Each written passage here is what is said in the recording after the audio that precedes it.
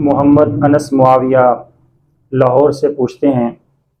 کہ گھڑی کون سے ہاتھ میں پہننی چاہیے، دائیں ہاتھ میں یا بائیں ہاتھ میں؟ دیکھیں، اس سلسلے میں مسئلہ یہ ہے، شریعت کا اصول یہ ہے کہ جن چیزوں کے بارے میں حلال حرام جائز یا ناجائز کے بارے میں شریعت نے آگاہ نہیں فرمایا تو اس میں ہمیں اختیار ہے۔ کچھ رواج کا بھی اعتبار ہوتا ہے اور کچھ معاشرے کا بھی اعتبار ہوتا ہے، جیسے لباس ہے۔ لباس کے بارے میں شریعت نے کوئی مستقل طریقہ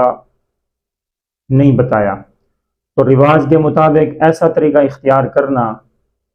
اور ایسا لباس پہننا کہ جو شریعت کے خلاف نہ ہو، اس میں سطر نظر نہ آئے، نگیج نظر نہ آئے، بے پردگی نہ ہو، تو ایسا لباس پہننے کی اجازت ہے۔ اسی طرح گھڑی کا مسئلہ ہے، تو گھڑی جس ہاتھ میں بھی پہن سکتے ہیں، دائیں ہاتھ میں بھی پہن سکتے ہیں، بائیں ہاتھ میں بھی پہن سکتے ہیں، لیکن اس میں ایک بات کا لحاظ کرنا ضروری ہے کہ شریعت مطہرہ میں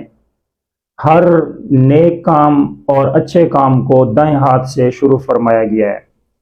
کہ نبی کریم صلی اللہ علیہ وسلم کھانا کھاتے تھے دائیں ہاتھ سے کھاتے تھے،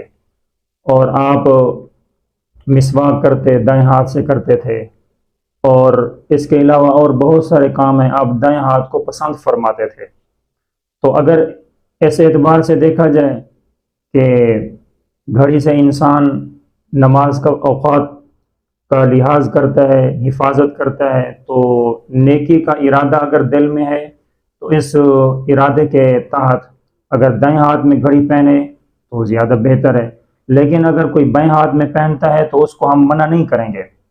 اگر کسی کے دائیں ہاتھ کے ساتھ لکھنے کا مسئلہ ہے